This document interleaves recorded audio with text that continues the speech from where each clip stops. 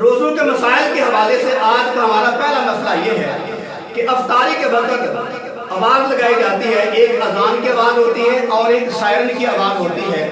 تو روزہ کھولنے کے لیے اذان کی آواز کا اعتبار کیا جائے یا وہ جو گھنٹی لگاتے ہیں، وہ کھجور وغیرہ سائرن وغیرہ لگاتے ہیں، اس کا اعتبار کیا جائے؟ تو میرے عزیز بھائیو، افطاری کے وقت اگر اذان ہو جائے اس کا اعتبار بھی ٹھیک ہے، اگر اذان سے پہلے سائرن بج جائے تو وہ بھی روزہ کھولنے کی علامت ہوتی ہے۔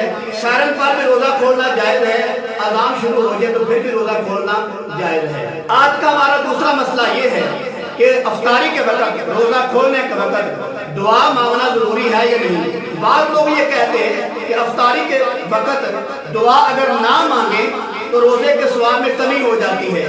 میرے پیارے عزیز بھائی، یہ مسئلہ بالکل غلط ہے، یہ مسئلہ نہیں بلکہ مسئلہ ہے، یہ مسئلہ نہیں ہے۔ دعا مانگنا تو ضروری نہیں، شرط نہیں، واجب نہیں۔ اگر کوئی دعا مانگ لیتا ہے تو اچھا عمل ہے، نہیں مانگتا تو اس کا روزہ جو ہے وہ کھل جائے گا، ثواب میں بھی کسی قسم کی کمی نہیں آئے گی۔ آگے مسئلہ یہ ہے کہ ایک آدمی سحری کے وقت خود کھانا نہیں کھاتا، کسی اور کو کھانا کھلوا دیتا ہے، کسی اور کو کھانا کھلا دیتا ہے کہ تو کھانا کھا لے، اور نیت یہ ہے کہ یہ کھانا کھا لے گا اور میرا روزہ بھی ہو جائے گا، یعنی کسی آدمی سے روزہ رکھوا لینا۔ تو میرے عزیز بھائی، کسی آدمی سے روزہ رکھوانے کے ساتھ خود اپنا روزہ نہیں ہوتا۔ جیسے ہر آدمی کی نماز اپنے اوپر الگ الگ فرض ہے، ایسے ہی جیسے آدمی کھانا کھاتا ہے تو ہر آدمی اپنا اپنا کھانا کھاتا ہے۔ یہ کبھی کوئی نہیں کہتا کہ یار مجھے بھوک لگی ہے تو کھانا کھا لے، وہ خود کھانا کھاتا ہے۔ ایسے ہی جیسے ہر آدمی اپنا اپنا کھانا کھاتا ہے، ہر آدمی پہ الگ الگ نماز فرض ہے، ایسے ہی ہر آدمی پر روزہ بھی جو ہے الگ الگ فرض ہے۔ کسی کا روزہ رکھوانے کے ساتھ اپنا روزہ ادا نہیں ہوتا۔ آگے مسئلہ یہ ہے، کسی آدمی کو پیشاب کی بیماری ہے، کسی آدمی کو پیشاب کی بیماری ہے تو وہ روزہ نہیں رکھتا، کیا جائز ہے؟ میرے عزیز بھائی، پیشاب کی جو بیماری ہے یہ کوئی وجہ ہی نہیں ہے روزہ نہ رکھنے کی۔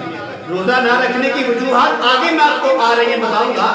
پیشاب کی بندش ہے، پیشاب کم آتا ہے یا زیادہ آتا ہے یا شوگر کا مسئلہ ہے، تو اس سے روزہ رکھنے اور نہ رکھنے کی بات ہی کوئی نہیں۔ لہذا اگر پیشاب کی بیماری ہے، پیشاب زیادہ آتا ہے، قطرے نکلتے ہیں، تو اس میں روزے پر کوئی اثر نہیں پڑتا، روزہ رکھنا چاہیے۔ اگر روزہ کوئی نہیں رکھے گا تو آدمی گناہگار ہوگا۔ آگے مسئلہ یہ ہے، اگر کسی آدمی کو جان کا خطرہ ہے، روزہ رکھا ہوا ہے، اس کو جان کا خطرہ ہے، تو اس آدمی کے لیے جائز ہے کہ وہ روزہ توڑ سکتا ہے، اس پر صرف قضا آئے گی، کفارہ نہیں آئے گا۔ آگے مسئلہ یہ ہے کہ ایسا بیمار آدمی جس کو امید نہیں ہے تندرست ہونے کی، تو وہ روزوں کا کیا کرے؟ تو میرے عزیز بھائی، اگر واقعی وہ ایسا آدمی ہے جس کو تندرست ہونے کی امید ہی نہیں ہے تو وہ ہر روزے کے بدلے ایک فدیہ ادا کرے، ہر روزے کے بدلے ایک فدیہ ادا کرے۔